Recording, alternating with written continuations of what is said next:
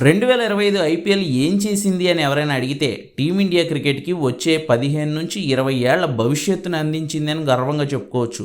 అంతమంది కుర్రాళ్ళు ఈసారి ఐపీఎల్ ద్వారా వెలుగులోకి వచ్చారు. మరి మొన్ననే 14 ఏళ్ల వైభవ్ సూర్యవంశీ రాజస్థాన్ తరపున బరిలోకి దిగి ఆడిన మొదటి బంతిని సిక్సర్ బాదితే, నిన్న చెన్నై తరపున 17 ఏళ్ల ఆయుష్ మాత్రే అరంగేట్రం చేసి ముంబై ఇండియన్స్ను పరుగులు పెట్టించాడు. ఎదుర్కొన్న మొదటి బంతిని జస్ట్ సింగిల్ తీసిన తర్వాత 3 బంతుల్లో శివతాండవం ఆడాడు.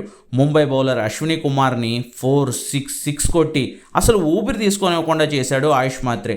ఎవరైనా ఇవాళే డెబ్యూ చేసిన కుర్రాడు ఆడుతున్న మొదటి ఓవర్లోనే ఫేస్ చేసిన రెండో బంతి నుంచే ఇంతటి విధ్వంసానికి దిగుతాడా? నిన్న మ్యాచ్ చూసిన వాళ్ళు ఆయుష్ మాత్రే స్ట్రోక్ ప్లేకి ముచ్చట పడక మానరు. రోహిత్ శర్మ శైలిని పోలి ఉన్న స్టైల్తో పుల్ షాట్స్ ఆడుతూ సిక్సర్లు, ఫోర్లు కొడుతూ ఆయుష్ మాత్రే ఆడిన ఆట అందరినీ ఆకట్టుకుంది.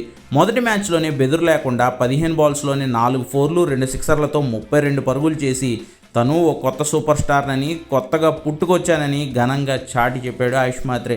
మ్యాచ్లో ముంబై గెలిచినా, చెన్నై ఓడిపోయినా కూడా ఈ లోకల్ ముంబై ఆటగాడు చెన్నై తరపున మరిన్ని ఛాన్స్లు అయితే ఖచ్చితంగా అందుకుంటాడని తెలుస్తోంది.